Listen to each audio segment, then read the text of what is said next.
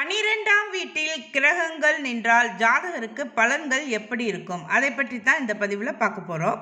சூரியன் 12ஆம் வீட்டில் இருந்தால் தந்தையாருக்கு பாதிப்பு ஏற்படும்.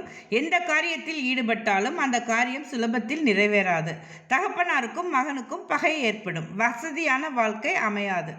சந்திரன் 12ஆம் இடத்தில் இருந்தால் மனம் அலைபாயும். உறுதியாக எதையும் நினைத்து செயல்படுத்த மாட்டார்கள். தாயாருக்கு பாதிப்பு ஏற்படும். பண கஷ்டம் ஏற்படும். மாந்தரீகத்தில் ஈடுபாடை காட்டுவார்கள். செவ்வாய் 12ஆம் இடத்தில் இருந்தால் சுகமான வாழ்க்கை அமையாது. மனைவியால் உடல் நலம் பாதிக்கப்படும்.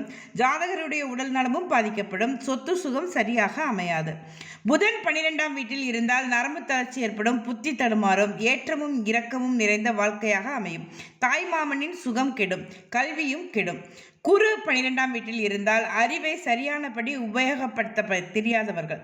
எதையும் திறமையாக கையாள தெரியாதவர்கள். சாஸ்திர சம்பிரதாயத்தை மதிக்காதவர்கள். தாலி கட்டாத மனைவி அமையும். அவர்கள் பேச்சை இவர்கள் மீற மாட்டார்கள். அதாவது லிவிங் டுகெதர் அந்த மாதிரி லைஃப் வாழ்வாங்க. 12ஆம் இடத்துல குரு இருந்தால். சுக்கிரன் 12ஆம் வீட்டில் இருந்தால் ஆடம்பரமாக செலவு செய்வாங்க. இவங்கள ஷோக்கு பேர்வழி அப்படின்னு சொல்லுவாங்க. ஷோ அப் அப்படின்னு கூட சொல்லலாம். பெண்களுக்காக நிறைய செலவு செய்வாங்க. ஆண்களாக இருந்தால் பெண்களுக்காக நிறைய செலவு செய்வாங்க. உறவினர்களை விரோதித்து கொள்வார்கள். புத்தி கெட்ட பின்பு ஞானம் வரும்.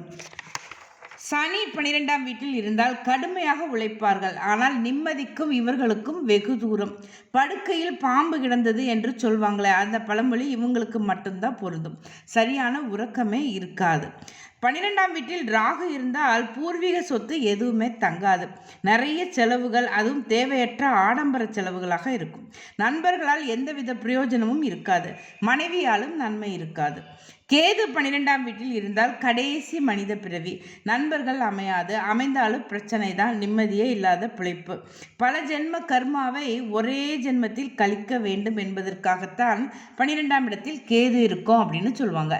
அதாவது நல்ல கர்மா வாங்கிட்டு வந்தோம்னா நல்ல கர்மாவை நல்ல சந்தோஷமாக சுகமாக அனுபவிப்போம். 12ஆம் இடத்துல கேது இருந்தால்.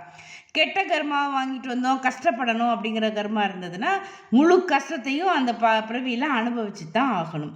நேயர்களே, இது பொதுவான பலன் தான். ஜாதகம் முழுமையாக பார்த்தா தான் பலன் உறுதியாக சொல்லப்படும். ஆனால் இது பொதுவான பலனாலும் 60-70% நடக்கும். நடைமுறையில் ஜாதகருக்கு இந்த பலன்கள் இருக்கும். 12ஆம் இடத்தில் கிரகங்கள் இருந்தால் நான் மேற்சொன்ன மாதிரி தான் பலன்கள் நடக்கும்.